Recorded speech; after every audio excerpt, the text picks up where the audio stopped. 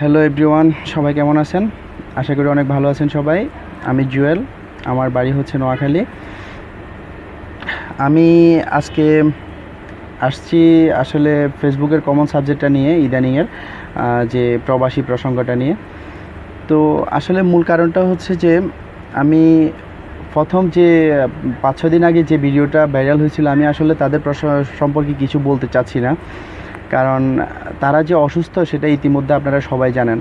যেখানে বাংলাদেশ 40% প্রবাসী রেমিটেন্সের উপর ডিপেন্ড করে, সেখানে প্রবাসীদের বিরুদ্ধে তারা বাজে মন্তব্য করতেছে, তাহলে আসলে তারা কতটুকু সুস্থ সেটা আপনারা খুব ভালো করে জানেন। আর তার উপরে তারা দেশে স্যাটেল ছেলে খুঁজতেছে। আরে বাবা, দেশে স্যাটেল তো হিরো আলমও আছে, যা না হিরো আলমের সাথে যা। ও তোদের আবার তোদের ফেজের যে অবস্থা, তোদের সাথে হিরো আলমের সাথে খুব ভালো যাবে। আচ্ছা যাক, ওদের সাবজেক্টটা বাদই দিলাম। আমি আসলে বলতে আসছি যে বোরকা পরা 40 মিনিটের একটা ভিডিও আপলোড করছে, কোরআন হাদিসের অনেক লজিক টজিক দেখায়। আমি সেই মেয়েটার সম্পর্কে কিছু বলতে চাচ্ছি। সে মেয়েটার সে মেয়েটা বলছিল যে প্রবাসীরা যদি ওয়াইফকে যদি সাথে না নিয়ে যাইতে পারে তাহলে তাদের বিয়ে করার দরকার নাই।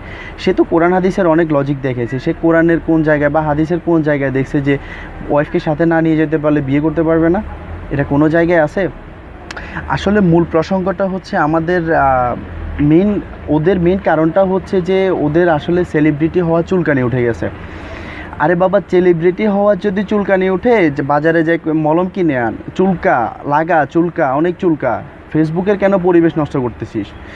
আসলে সে মেয়েটার আরেকটা কথা আমার থেকে খুব খারাপ লাগছে এটাই, যে ও প্রবাসীদের ওয়াইফকে নিয়ে একটা কথা বলছে যে প্রবাসী যারা প্রবাসে থাকে তাদের ওয়াইফের মধ্যে 4% সৎ আছে। ওর আসলে লেস ক্যারেক্টার যদি না হইতো তাহলে ও মেয়ে হয়ে আরেকটা মেয়ে সম্পর্কে বাজে কমেন্টস করতে পারতো না। আসলে ও তো লেস ক্যারেক্টার, সেই কারণে সবাইকে মনে করে যে ওর মতো লেস আছে। আসলে এই ধরনের মেয়েকে শুধু সমাজ থেকে না, বাংলাদেশ থেকে বহিষ্কার করা উচিত, বাংলাদেশের নাগরিকত্ব বাতিল করা উচিত এদের।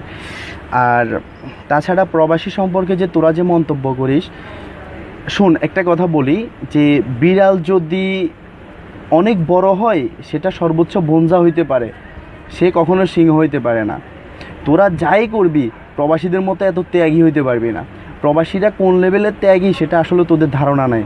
মাসের পর মাস, বছরের পর বছর প্রবাসে কাটাইতেছে তাদের জীবন, আর এত কষ্ট করে এত পরিশ্রম করে 16-17 ঘন্টা 15 ঘন্টা ডিউটি করে ফ্যামিলির সাথে কথা বলতেছে, মাস শেষে টাকা পাওয়ার পরে সেই টাকাগুলো পকেটে নেওয়ার আগে এক্সচেঞ্জে যায়, বাড়িতে আগে টাকা পাঠাইতেছে, বাড়িতে সবাই ভালো আছে কিনা সেটা জিজ্ঞেস করতেছে, বাড়ির সবাই সুখে আছে কিনা, কী খাইতেছে না খাইতেছে, কী বাজার করতেছে সেই খোঁজ খবর নিতেছে।